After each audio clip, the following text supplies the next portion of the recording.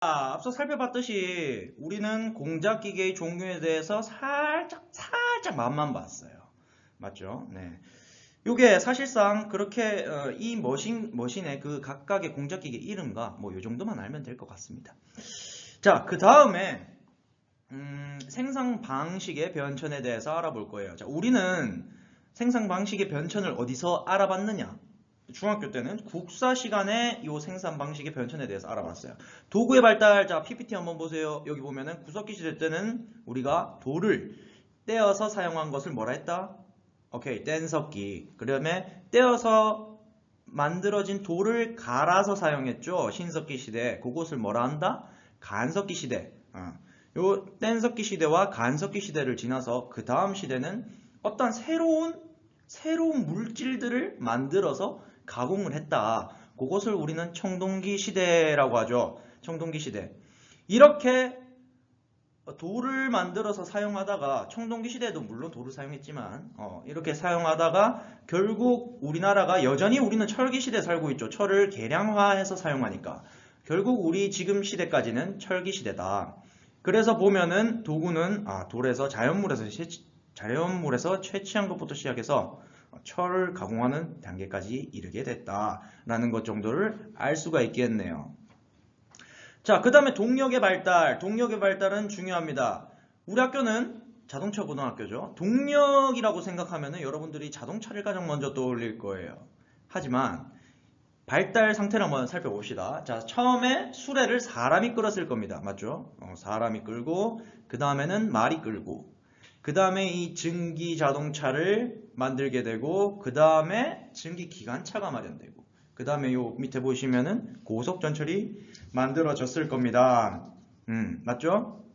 이러한 동력의 발달은 처음에는 인간이 하던 일을 나중에는 기계가 스스로 동력원을 마련하여 어떤 식으로 동력원을 마련하죠?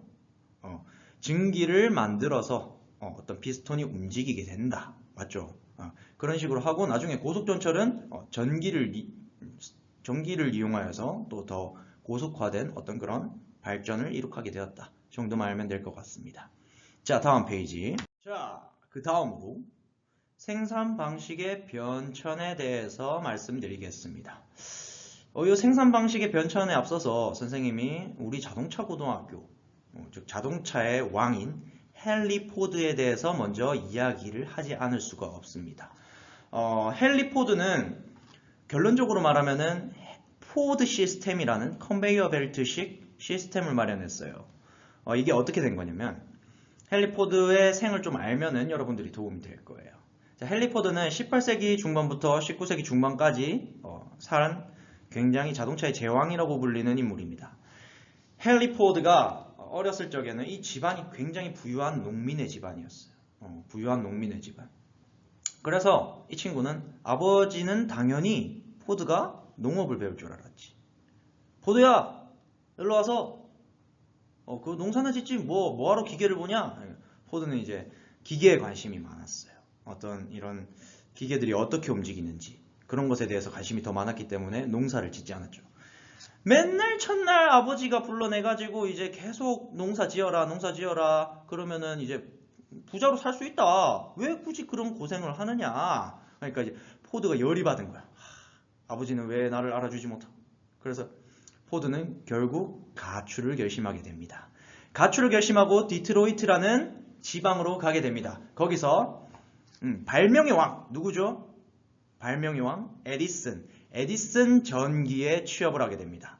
이 친구가 워낙 똑똑한 친구죠. 포드가 워낙 똑똑한 친구다 보니까 에디슨 전기회사에서 되게 빠르게 승진을 하게 됩니다. 빠르게 승진을 하게 되고 그 과정에서 이제 집을 마련하고 집 창고에서 내연기관 연구를 하게 돼요. 포드라는 사람이. 그래서 이 친구가 내연기관 연구를 하면서 결국 1903년에 11명의 연구원들과 함께 자동차 하나를 만들게 됩니다. 그리고 헨리 포드라는 회사를 마련하게 되는 것이죠. 헨리 포드는 결국 이뤄냈어요. 아버지의 뜻을 완강하게 거부하고 결국 자기가 원하는 바를 집을 나가서 스스로 이룩하게 되었죠. 그리고 이제 헨리 포드는 대단한 업적을 이뤄냈죠. 자동차를 만들고 판매하는 회사가 되었어요. 되게 큰 회사였습니다. 한날은 자동차를 한 의사에게 팔고 돌아오던 중에 노동자들 둘이서 하는 말이 딱 귀에 딱 꽂히는 거예요. 난 그냥 집에 가고 있었는데 뭐 들으려고 들은 건 아니겠죠. 한 노동자가 김씨 우리는 언제 저런 자동차를 타보나 막 이렇게 이야기를 하는 거예요. 박 씨가 그런 얘기를 했다는 거죠. 이제 그러니까 김씨가 야 저거 타려면은 5년 동안 돈도 안 쓰고 잠도 안 자고 돈 벌면은 자동차 한 개 탈 수 있다 하면서 막 서로 웃는 거야. 막 그럼 사서 뭐하나 하면서 막 둘이서 깔깔깔깔깔 웃는 거야. 근데 포드는 웃지 않았어. 포드의 목표는 5%의 사람을 위한 자동차가 아니라 95%의 사람을 위한 자동차를 만들기로 그때 딱 결심을 한 거야. 그래가지고 이제 개발하기 시작했죠. 열심히. 헨리 포드가 이 자동차의 상징이 부유함이 되어서는 안 된다. 이런 사치품이 되어서는 안 된다. 자동차는 우리 생활에 도움이 되는 기계여야 된다. 왜냐면 어렸을 때부터 기계에 관심이 많았으니까. 그래가지고 이제 포드가 열심히 혼자서는 아니고 열심히 연구를 해가지고 1908년에 모델 T라는 자동차를 개발하게 됩니다. 이 모델 T라는 자동차는 이전의 자동차들보다 훨씬 성능도 좋고 그 다음에 가격도 무려 80%나 싼 가격으로 판매를 하는 거죠. 예를 들면 100만 원이었던 자동차가 단돈 20만 원에 구입을 할 수 있게 된 겁니다. 그러니까 주변에서 난리가 난 거야. 야 포드 너 미친 거 아니야? 왜 그렇게 싸게 파는 거야? 뭐 망하고 싶어서 난리 났어? 이러는 거야 지금. 그리고 옛 동료는 또 와가지고 같이 포드를 설립한 동료는 와가지고 친구야 내 니 너무 걱정된다. 와 이러는 거야. 너 왜 이러는 거니? 정신 차려. 갑자기 사투리에서 이렇게 됐네. 아무튼 정신 차려라고. 그렇게 하는 거 아니야. 사업은 그렇게 하는 거 아니야. 하는데 포드는 완강했어. 95%를 위한 자동차를 만들겠다. 그러고 얼마 안 있다가 놀라운 일이 벌어져. 모델 T 이 제품이 1만 대나 팔리는 거야. 난리가 난 거지 이제 막. 사람들이 엄청 사기 시작하는 거야 자동차를. 왜냐면 그때 당시에 이제 부유의 그 사치품이었지만은 싼 값에 나오니까 모든 사람들이 자동차의 편리성과 그다음에 나도 살 수 있다는 그 어떤 욕구 이런 게 맞아떨어진 거죠. 그래가지고 이제 자동차가 불티나게 팔리기 시작하니까 그 당시 생산을 어떻게 했냐면은 한 그룹이 한 자동차를 만들었어. 어떤 식이냐면은 다 달라붙어가지고 만드는 거예요 이렇게. 누구는 엔진, 누구는 브레이크, 누구는 이렇게. 한 사람이 붙어 있으니까 이게 엄청나게 시간이 오래 걸리는 거지.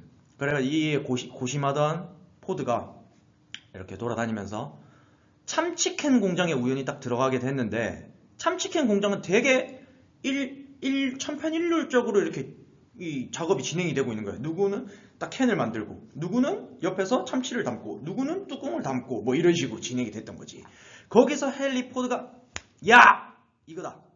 이거야 해가지고 1913년에 자기 모델 T, 그러니까 모델 T 제품의 공장에다가 컨베이어 벨트를 설치하게 됩니다. 그래서 자기 파트가 있는 거죠, 이제. 나는 드라이버질을 한다. 나는 문짝을 단다. 나는 엔진을 넣는다. 이런 식으로 척척척척 진행이 되니까 생산 속도가 무려 80%나 빨라졌다. 그래서 이렇게 점점 생산율이 좋아져가지고 전 세계에 있는 자동차 100대 중에 68대가 모델 T였다는 통계 결과가 있어. 이거 얼마나 대단한 거야. 요 컨베이어 벨트식의 생산 방식이 요 지금 보이는 PPT에 보이는 일관 작업 방식입니다. 일관 작업 방식. 그러니까 얼마나 그 당시에는 센세이션한 생산 방식인 거야. 원래는 다 이 수가공업처럼 이렇게 만들었는데 자기 일만 하면은 어느새 뚝딱 한 대가 마련돼 있는 거죠. 이뿐만 아니라 노동자들의 그 주간 매일 원래 그 당시에는 노동자의 그 이런 인권이 매우 낮았어요. 그래서 헨리 포드가 그거를 이제 최저임금을 올리고 그 다음에 주간 노동시간을 줄이고 이런 파격적인 행보를 했었습니다. 요러한 이런 그 포드의 행보 덕분에 이제 전 세계적으로 마이카의 시대가 열리게 된 것이죠.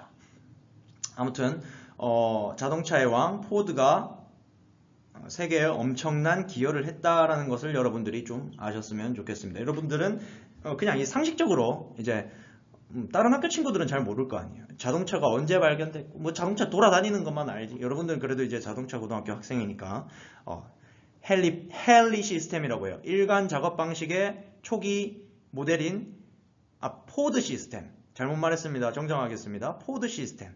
일괄 작업 방식. 어떤 작업 방식이냐? 1913년에 포드가 컨베이어 벨트를 통해서 자동차를 생산했던 방식이 처음이 시초가 되었다. 그게 일관 작업 방식이라고 알고 있으면 되겠습니다. 자, 그 다음에는 좀 빠르게 진행해 볼게요.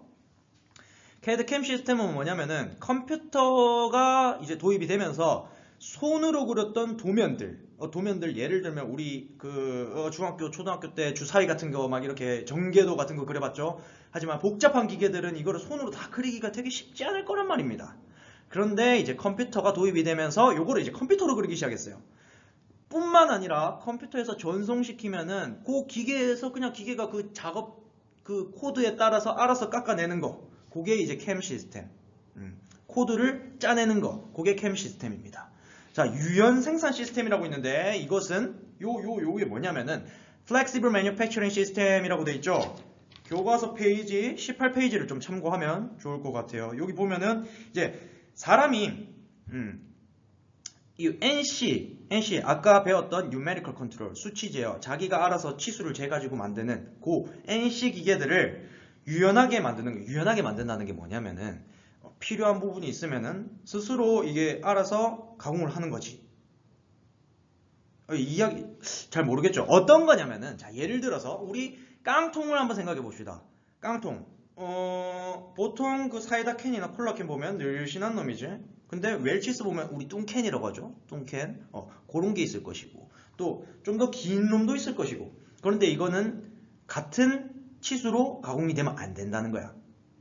그래서 정해진 시스템 안에서 유연하게 다른 코드를 집어넣으면 알아서 생산되는 게 이 유연 생산 시스템이다. 그렇게 아시면 될 것 같습니다. 자, 컴퓨터 통합 생산 시스템이라고 있는데 이것은 이제 생산과에 가면 있어요. 로봇이 컴퓨터가 통합적으로 알아서 이제 다 생산하는 겁니다. 뭐냐? 제품 설계부터 생산, 자, 교과서 19페이지 보시면 제품 생산 설계, 생산 제어, 생산 관리, 생산 프로세스 등 다양하게 이제 컴퓨터가 알아서 조절하는 그 시스템이라고 보시면 될 것 같습니다.